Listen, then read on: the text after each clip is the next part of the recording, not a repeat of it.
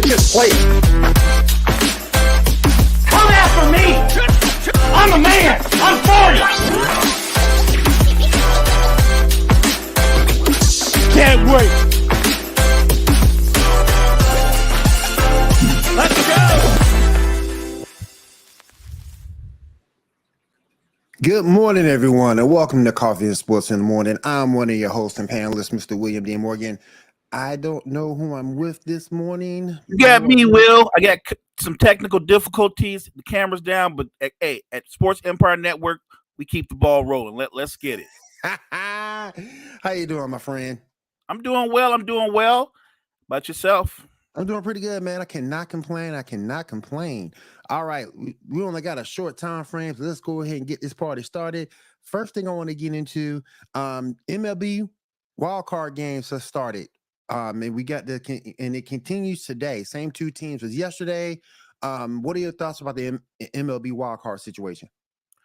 Look, postseason baseball is amazing. I'm a casual fan, but you get me into postseason baseball, Will, I'm invested. I watched the Rangers last night or earlier in the day take out the Rays, and the Rays kind of took themselves out with so many errors. It seemed like they had a case of the nerves. They had more errors in that game than any game they've had all season. And then you had the pitching by the Rangers that was outstanding. They pretty much dominated the game. So it's one of those things where if you watched it and you're a Devil Rays fan, how are you not unnerved and almost heartbroken? Because just like that, they took away your home field advantage, just like that. Oh. And in a 3-game series, they're in a do or die game. Like, this is a must win, or they go, or they're already home, but they'll be home. So yeah, I love postseason baseball. I didn't catch a lot of the night games, but I'll make up for it tonight for sure. All right. And as he comes in, let's bring my man Brett. Brett, how you doing, man? Doing great. How you guys doing today? Good to have you. Well, Brett. You got any thoughts about MLB baseball, my friend? Oh, I'm just waiting for the Brewers to disappoint me again. It just seems every time we hit postseason baseball, the bats fail, the pitching falls apart, and I hope it doesn't happen again this year, but it's just it ain't so. A yearly tradition with them every time they make it. All right. Any surprises on the teams who's here? Any surprises? Do we have any surprises out there you guys think might succeed, might be a dark horse to continue on when they're not the odds-on favorite? I'm not expecting a lot of surprises. I mean, when you look at what Atlanta can do and what the arsenal that they have along with their pitching, look, anything's possible in sports. We can all agree on that. In a tough matchup, should the Phillies get by in their first matchup, would be the Phillies versus Atlanta, because they've given Atlanta troubles in the past. Just last season, they took them out when Atlanta was one of the better teams in the league. So if I'm looking for an upset, I would say if Philly and Atlanta meet, because I think the Phillies, they just match up really well with Atlanta. Brett, any thoughts? I don't really see any too many upsets happening, honestly, so I don't really have a comment on that one. Yeah, I don't see any either. And you might be right about the Phillies being a good matchup for Atlanta. All right, let's go ahead and move on to the world of the NBA. James Harden is expected to practice today. I got so many issues with this man. Brett, I'm going to start with you. Are you expecting James to stay with the 76ers or to be traded? I think he'll be traded. Do you want to know why? Because we saw this song and dance before. Let's look back in Houston when he wanted to be traded. He even showed up to games, but you saw him when he showed up to games in Houston before he wanted to be traded. Catch it, do like the laziest ISO, maybe throw up a shot, but he was just overly passive and just didn't seem interested at all. If James Harden continues on to the regular season, he'll probably play for the 76ers. But I think that it'll just be the most disinterested, the worst effort that you've just ever seen from him, to a point where you'll be like, all right, it's just better at this point if we have him off the team. It doesn't matter what we get back. Then with him actually there, it'll just end up being addition by subtraction. So right. I do think this does drag on even longer, even into the regular season. But I think he's gone, and I think You just have to trade him at this point. Mo, what are your thoughts? I'm troubled. This is like the weirdest relationship. That man was walking around. He had people walking around with signs that said Daryl Morey's a liar. like that's beyond insane and extreme. And there's nothing about this situation that's good. And what I don't understand is everybody in Philly, from the fan base to probably some of his teammates, are ready for him to go. And the only person who wants to hang on to James Harden for whatever reason is Daryl Morey, which I don't understand because clearly Daryl Morey doesn't want him. Like or James Harden doesn't want Daryl Morey. This is like one of the worst breakups ever. And it's a long breakup. Like, we knew that the Clippers were interested in pursuing James Harden. We knew that the Sixers would like to get back those role players who could help them win with the Norman Powell, Tyrese, I think Terrence Mann, the Morris brothers. They had the depth. You could throw in a Batum. You could either bring back a Covington, who's a great wing defender, 3-and-D guy. They have the players. They're not bringing back star power, but I would think they would give the Sixers depth. If you believe that Tyrese Maxey is going to elevate, then you have your two stars, Joel Embiid, Tyrese Maxey. Your third guy offensively can still be Tobias Harris.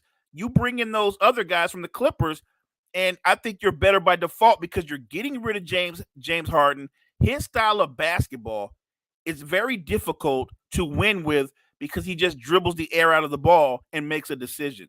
And it's hit or miss. What it's never done, it's never won a title. And I really think I don't know why this needs to drag on. Make the trade and benefit both sides. I would agree. I would definitely agree. But let me ask you guys this. Even if you kept him, they're still not better than the Bucks. They're still not better than the Celtics. So even if you keep him, hey, Jerry, how you doing? Good morning, y'all. Good morning. So even if you keep him, you're still behind the 8 ball because your talent and your depth doesn't match either one of those teams. That's a good point. And look, if you keep him, even if you make the move with the Clippers, you're still at best the third team in the East. And I don't even think that's a lock right now, right? Like, I'm not sure the Sixers are better than the Knicks. I'm not sure the Sixers are better than the Cavs. So right now, I would say when you look at the Sixers, the disarray that they're in, I think they're in the same disarray that Miami's in right now because they let go 2 shooters, assuming they were going to get Damian Lillard. Those shooters aren't coming back, and Dame's not coming either. So I think both the Sixers and Miami, they're in trouble. Jerry, what's your opinion on the James Harden situation? How do you think this is being handled? How do you think this is being managed? It's being mismanaged. Yep. If you ask me, I'm like, if he wants to go, do everything in your power to send him elsewhere. I don't care if it's a contender or not, because the way James Harden plays is not conducive to winning championship basketball. Agreed. Great. So, and if Philly really wants to go contend for a championship, you got to get that man out your locker room. Because he did all this, Daryl Morey is a liar and da-da-da-da-da and all this foolishness just to turn around and come back for training camp. Yeah, get him out of there. Because that's eventually is going to affect the season. Because eventually he's really not going to want to be there. We know what James Harden is known for, putting on one of those magic caps, pulling something out of his hat to get him out of there. But if he Jordan tried, makes the best point.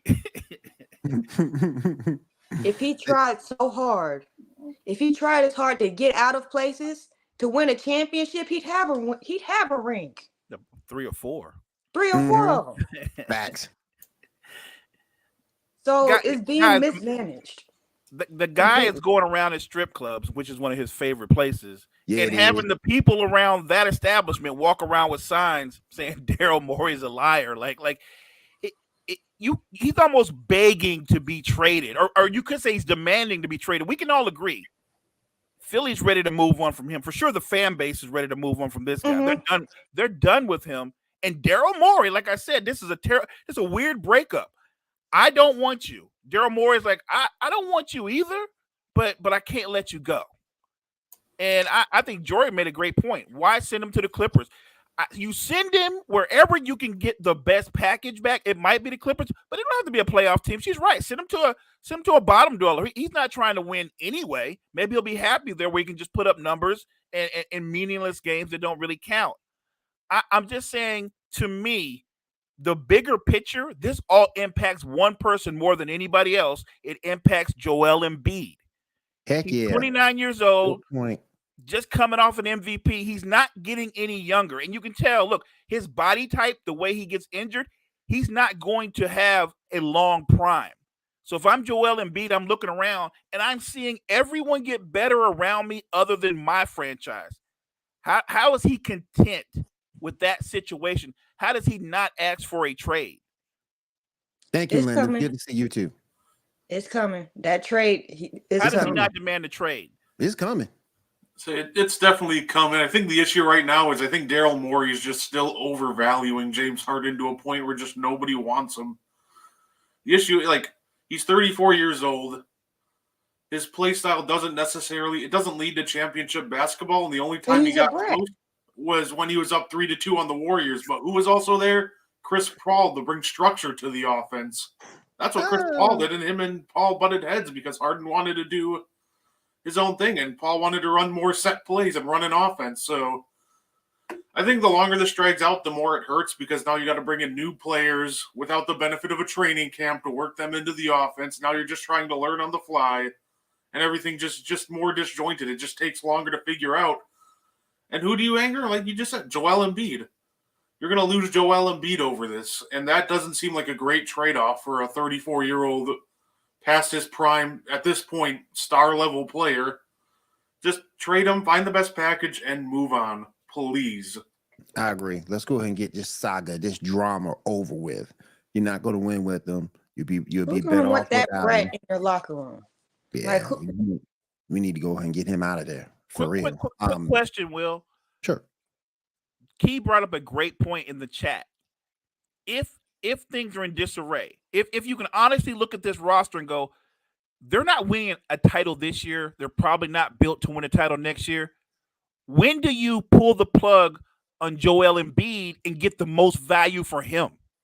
Do you understand? You know what I mean? Because Yeah. you can get a haul for him. Maybe it's time to reload. You can get a ton for a player of that talent, of that skill set, because you're obviously at some point going to have to realize, again, 29, but his body's probably more like 32. Mm-hmm. You're not going to win a title. When do you say we've got to cut bait? You know what I'm saying? Why his value is at its peak, somewhat high, right?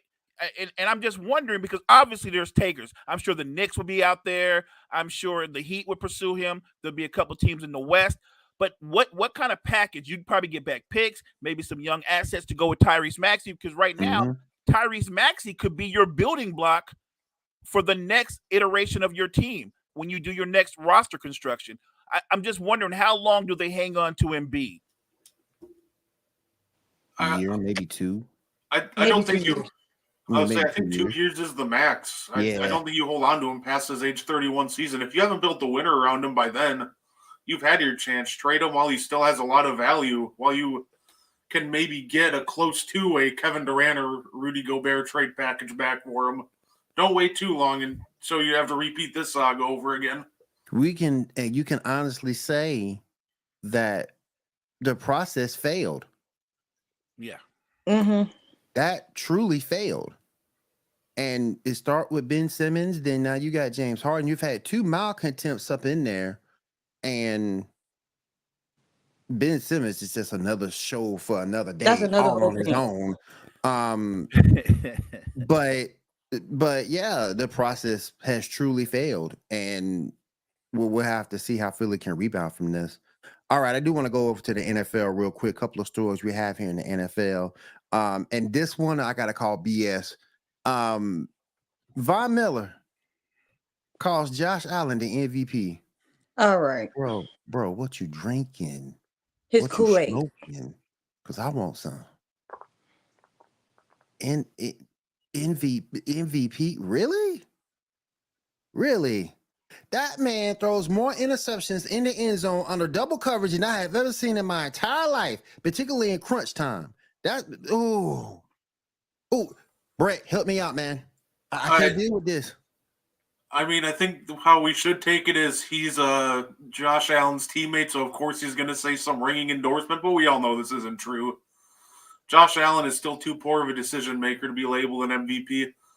Does he have some? He's had a nice little run here. He's had a couple of great games, but no, I'm not naming him the MVP. Like you said, he just makes too many bad choices. He throws into double coverage when half the time on those plays there's something open underneath. Mm-hmm. He wants to make the big play. He wants to be the hero. And the cost of that is he just throws a lot of bad picks that'll probably knock him out of the MVP conversation in a lot of people's eyes. Oh, yeah. He's Jordan, way what you too thinking? reckless. He's What you way thinking, too reckless. Even though the past 3 weeks he's been pretty good. But with Josh Allen, you already know that there's good Josh Allen and then there's bad Josh Allen. Yep.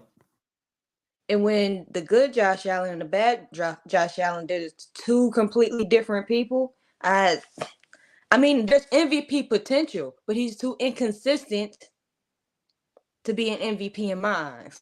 Especially when it comes down to throwing them arm punts down the field that may or may not hit the target.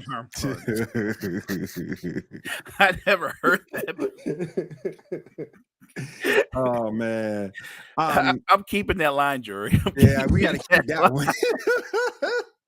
My point kind of reminds me of what the Rams did with Cooper Kupp that Super Bowl year, where all Stafford did was just look for Cooper Kupp.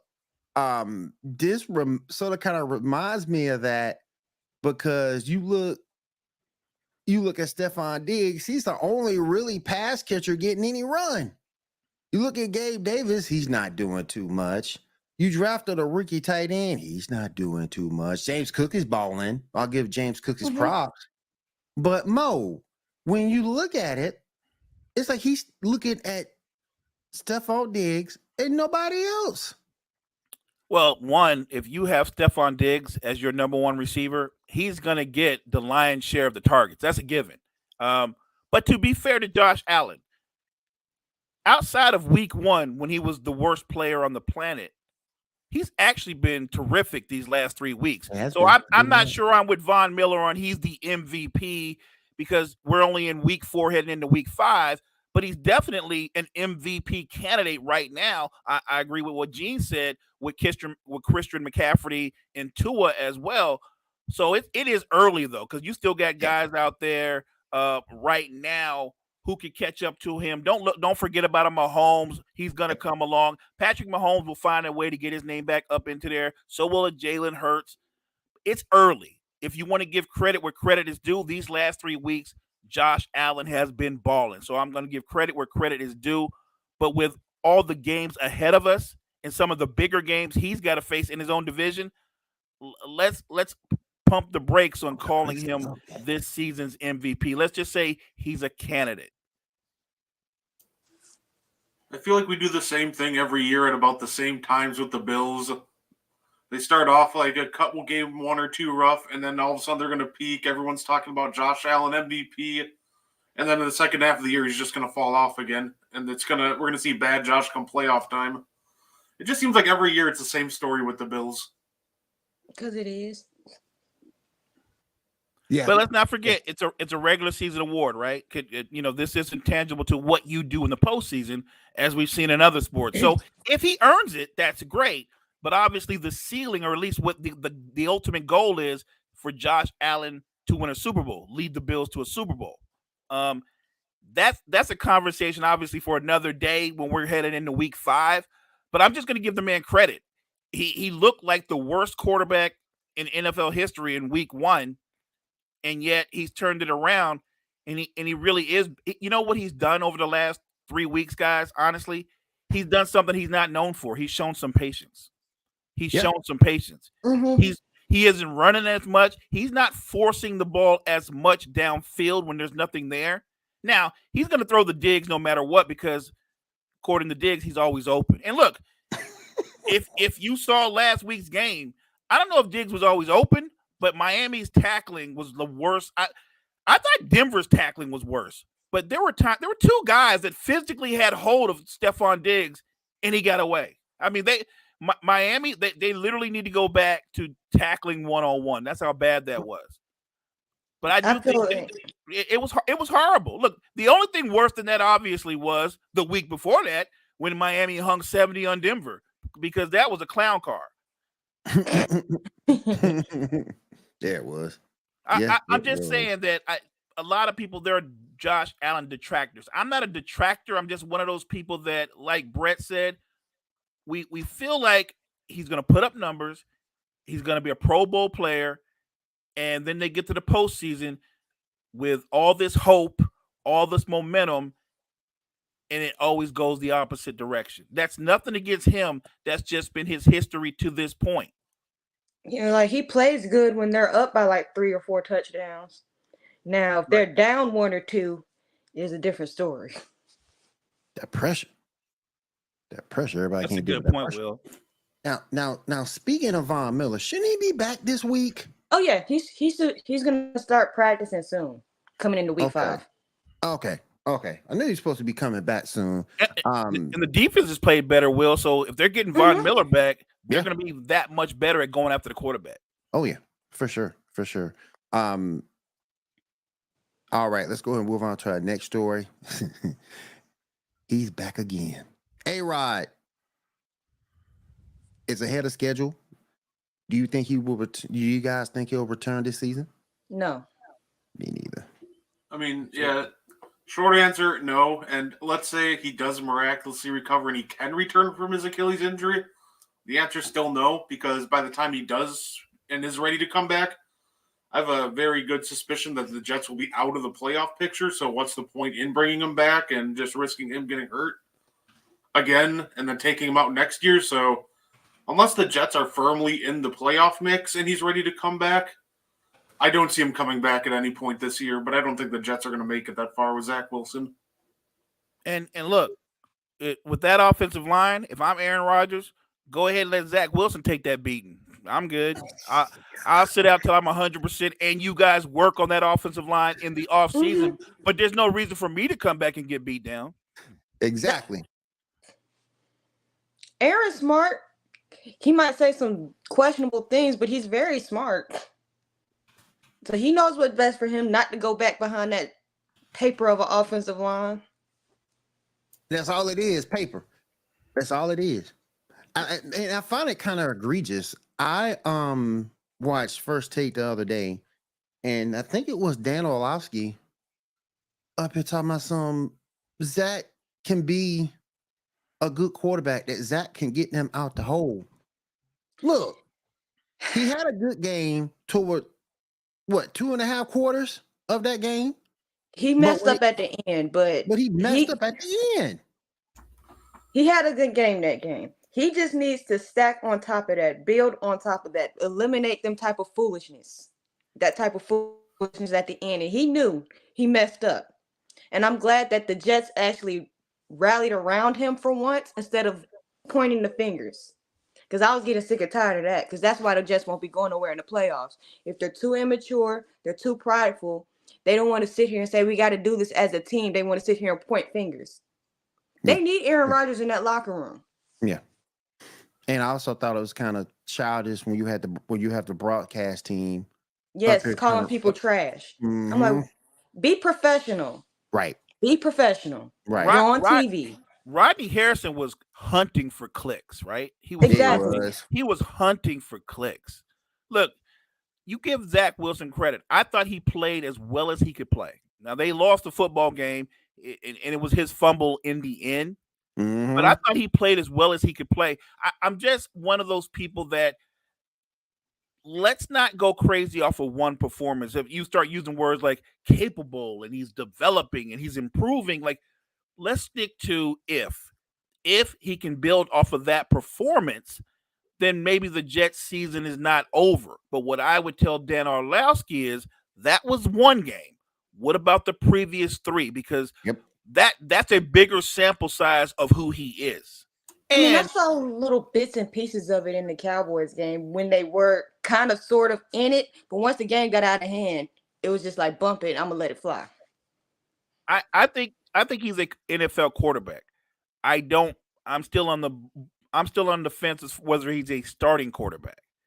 So I'm not going to be quick to anoint him like, look at him, he's improving. It was a really good game, and let's give him credit for that. But I think with Zach Wilson, it should be a week to week thing, right? Mm-hmm. And so let's see what he looks like this game. Let's see, like Jury said, can he build off of that performance? Because if he can, then all is not lost for the New York Jets. No, I agree. I think it's just out of pocket to sit there on the broadcast, especially, and sit there trying to call him trash and everything in front. Like, do we know that Zach Wilson is limited? Yes. Is he a starting caliber NFL quarterback? I don't think so. He could be a fine backup. Like, we knew that this was kind of going to be the result once Rodgers went down with that injury, though. We knew Zach Wilson was going to struggle. We have a couple of years sample size on him at this point. Like, we know who he is. So I just feel like the Zach Wilson thing has been over exaggerated and over exasperated. Like we know. Right, we know who he is at this point, so I don't think what's happening should shock any of us. But I am proud of the Jets for rallying around him instead of just throwing him under the bus. And I want to throw out that offensive line is horrible. I'm not saying he's anything like Aaron Rodgers, but like Jury said, that is a paper offensive line. Like everybody gets through. There's constant penetration. You've got two talented running backs, and they're being contacted in the backfield on handoffs. You can't run the football. You're not doing your young quarterback any kind of service if you can't start a run game. A young quarterback's best friend is a run game. And right now they can't run the football because their offensive line is terrible. And Dalvin Cook. You said it. Lord. Dalvin Cook is just Lord have mercy. You want to talk about somebody he's not in Minnesota anymore. Yeah. Right. Man, it's taking a brunt of it. I know some pundits are out there calling for Dalvin Cook. Hey, you spend all that money on Dalvin Cook and he's not producing, but it's not necessarily his fault. That's not his job. It's terrible. Right now. Yeah. Offensive line is just terrible. Sticking in the world of the NFL, Jerry Jones says the San Francisco 49ers are the Super Bowl favorite. You guys agree with that? For once, something that comes out of Jerry's mouth isn't absolutely foolishness to me. I mean, I see it. They should how they're playing right now. They should be Super Bowl favorites, but can we take it a step at a step? I don't like talking Super Bowl in week 4. Agreed. Because it's like a team goes through so many phases throughout the season. Like they could get cold, they could get hot, they could get cold again in the wild card, like Dallas always does. Who knows? So it's like they should be favored because of how they're playing and coming off of last year. They should be favored. But can we slow down the Super Bowl talk till at least week 10? Right. It's week 4. Right. It's been a month. Yeah. I think there's a method to Jerry's madness, though. I think that he said that. He said that. Remember, knowing full well the Cowboys are getting ready to play the 49ers, right? Yep. You say this is a Super Bowl favorite. What do you think? Your team should take that as an insult, right? I think he said that in a clever way to motivate his team. Now, on the flip side, because Jerry likes to play both sides, should the Cowboys lose, he can already go like, well, guys, I already told you this is like a Super Bowl contending team. They're the front runner, so we weren't really expecting to win. But I think that Jerry's trying to level the playing field for the PR after the game, whether they win or they lose. He hedging his bets is what he's doing. Yes, he is. Hedging his bets. Go ahead, Brett. Hey, I think if we're talking Super Bowl favorites, which is too early, but through the first 4 weeks, I could see it. They absolutely probably should be named number 1. But the issue is we still have another 13 weeks to go. Exactly. And are we really going to sit here and say, I am confident Christian McCaffrey not to pull a hammy at some point during the year? Yep. Or Deebo Samuel, injury history. Brandon Ayuk went down with multiple injuries. We're talking about a team that's loaded with the guys who end up on the injury report constantly. So even on the defensive end. Right. Bosa. Correct. Do I think that they should be favorites right now through week 4? Yeah, I don't mind that. But am I confident that they'll remain there? Not really. Like, if they're healthy, yes, but that's what I'm concerned with. Can they stay healthy? And I just don't think it happens throughout the entire season and into the playoffs. My thing is this, and you brought it up. You and Mo talked about it. The injury history of some of these players, you just don't know. What if Brock goes down again? We really talking Sam Darnold? Oh That's no, the heir apparent. no. As much as Kyle Shanahan wants to make us believe that Sam Darnold is the answer, Sam Darnold's the answer because Sam Darnold will do anything Kyle Shanahan asks him to do. That's why he's the answer, not because of whatever reason he gave. I agree. Look, I'm a Niners fan, and I've got all the trepidations and worries that most people should have because Brett brought up the greatest point. Their very best players at the skill positions, they all have injury history. As gifted as McCaffrey is, he is known throughout his career to miss 4, 5, 6 games. It's just what it is. Same with Debo and Ayuk. And then you factor in Purdy just coming off a major injury. What if someone hits him blindside and you do have to put in Sam Darnold? Completely different team and will not have the same momentum. So, look, they're playing really well. I think them and Philly are still at the top in that conference. And even though Philly's not playing at their best, they're still winning football games, which is scary because once they do get on a roll, once that offense does pick up, Philly's going to be right back looking like the team that won the conference last year. Now, I'm not predicting how that plays out. Right now, it looks like we're early. Jury pointed it out. We're early. It looks like in week 4 that those two teams are headed on one of those collisions in the postseason. But we got a long way to go. And the biggest factor in the NFL is sometimes it's a war of attrition. Never mind who's more talented. It's about how many of your guys are standing at the end to go compete. Let me ask you guys a question. I'm gonna bring them up. While we're talking on the subject of Jerry Jones, I often call the Dallas Cowboys fool's gold. Do you guys think they actually have a chance to contend this year? A legitimate chance? We all pick on them. We all jive on them and have fun with them. But you guys think they actually have a shot at winning at winning everything? I mean, look, they could. I don't trust Dak.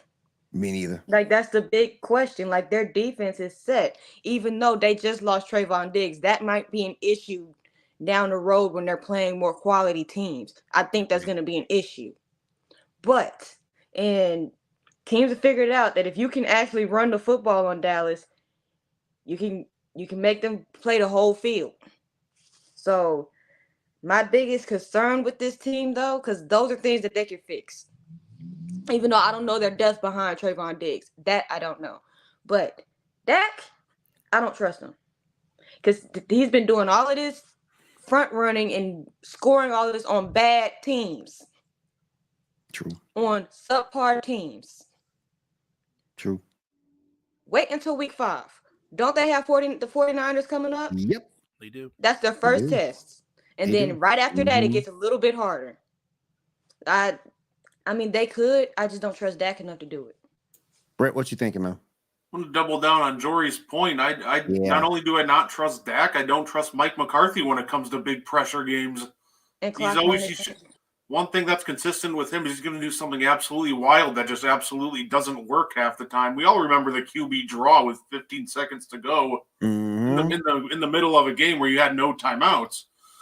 Like, do I trust Dak? No, but do I trust McCarthy that, cool, he can beat a bunch of, like, lower-end teams, but when he gets to a team that's actually, like, matched up skill for skill position, a coach that's just as good at him, do I think he steps up?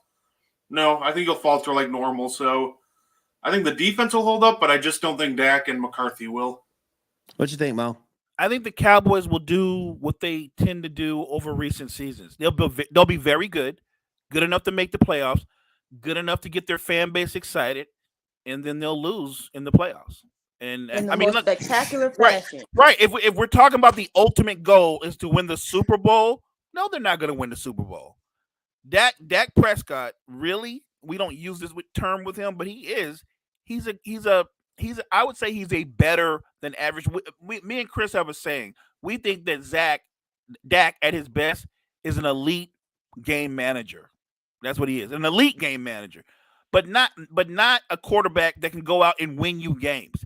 He can win if the talent around him is all playing at a next level or a high level. His job on the Dallas Cowboys, it's a simple job.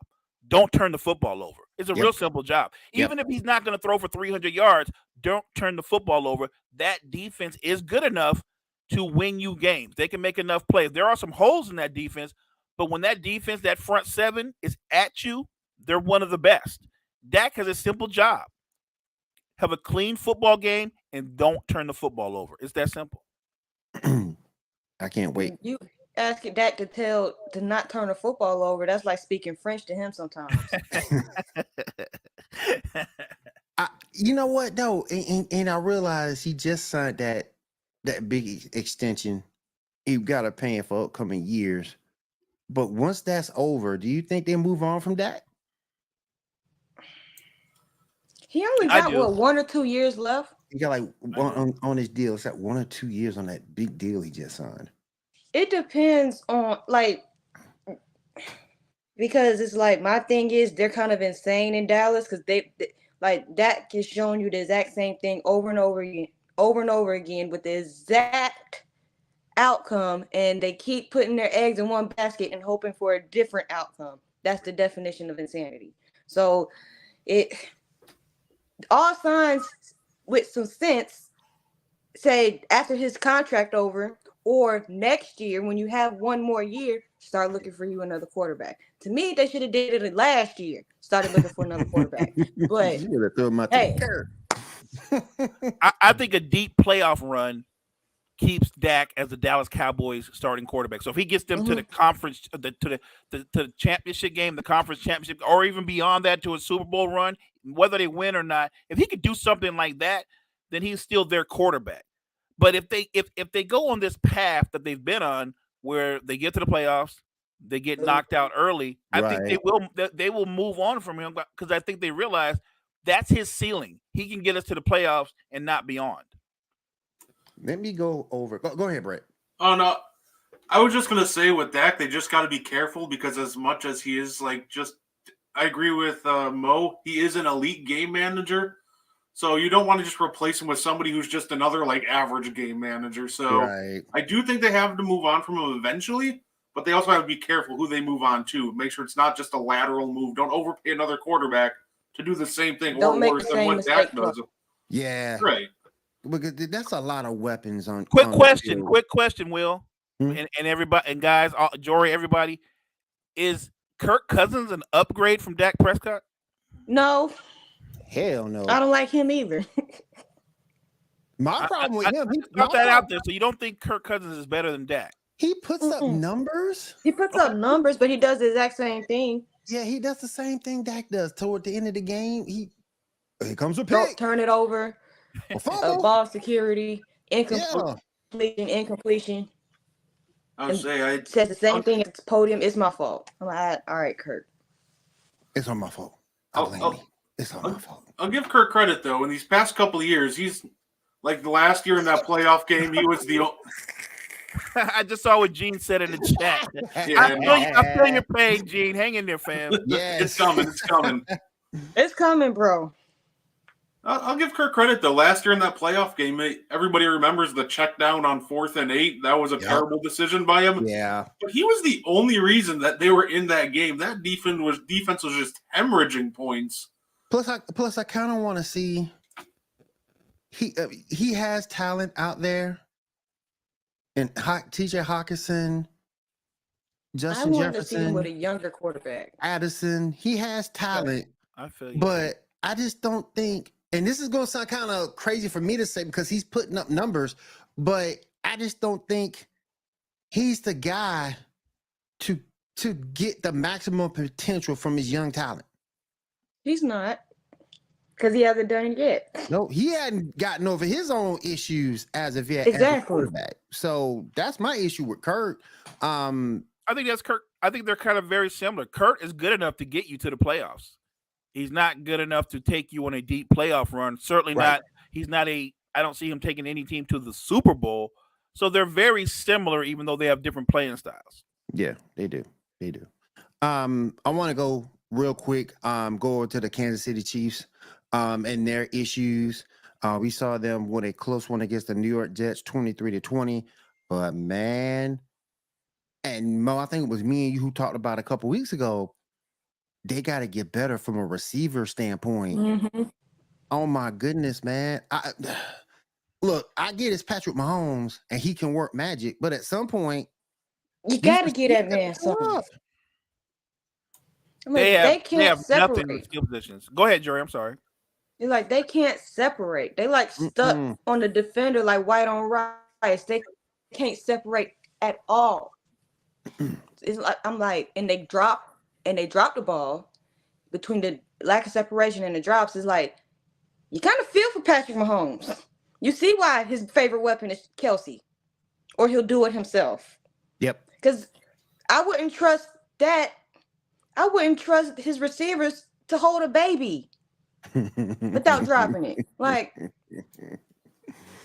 you got to get that man some help. Like, what would Patrick Mahomes be if minus Travis Kelce, if he had a solid wide receiver one? I mean, we know what it was when he had Tyreek, but you let Tyreek go. Hey, I was one of those people that thought Mike Evans would have been a good move for them. He would have been a great move for them. Obviously now, because Baker looks like Baker Magic right now, they're not trying to get rid of Mike Evans because they're winning football games and they're in the hunt to actually pursue and win that division right now. Mm-hmm. So we judge, right? Do we not judge? You're a Saints fan, Will, right? Mm-hmm. We judge teams also by their quarterbacks and by quarterback play. And this is bizarre to say, but right now, in my opinion, the best quarterback in that division is Baker Mayfield. I would have to agree. I would have to agree. Unfortunately, unfortunately, it's kind of crazy, but that's what it's like. But back to the Chiefs. Look, he's waiting. Andy Reid is waiting on Sky Moore and some of these other young guys to step up, and I don't see it. And I get it. Andy Reid's a gifted play caller, and Patrick Mahomes has all the talent in the world. But you're wasting this run that they're on right now. If you wait for these guys to come, they're not going to do it. Chris and I talked about it. They don't have a bunch of twos. You could argue that they have a bunch of threes. They don't even have another two. They have a bunch of threes. And teams are playing them a different way. They're bracketing Kelsey. They're being more physical with him at the line of scrimmage, rerouting him, and that throws off his timing. So he's being less effective. Travis Kelce is being held back by the lack of support right now from those other skill positions. Right now, his best friend is the young running back, Pacheco. Pacheco's been falling out. Mm-hmm. He's Travis Kelce and Mahomes' best friend. But I promise you this. Look, I'm not rooting against the Chiefs. I'm a football fan first, so I admire Patrick Mahomes. But if you don't go out and find a playmaker on the outside, never mind getting back to the Super Bowl, I'm not sure they're going to make the playoffs. All right, you guys, we are against it on time. I do want to say thank you to all you guys being here with us this morning. We do appreciate you. Everybody in the chat, we appreciate you.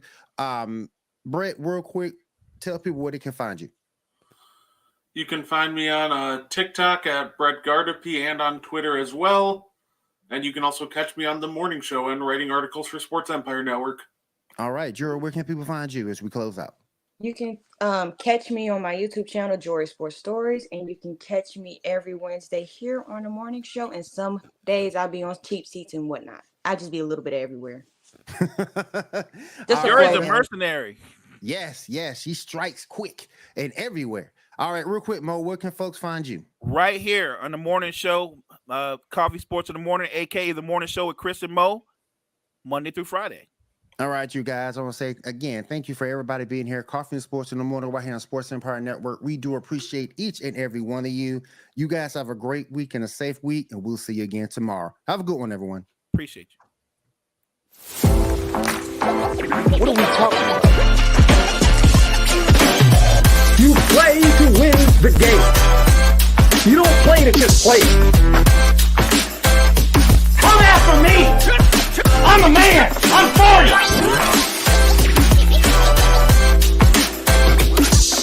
great.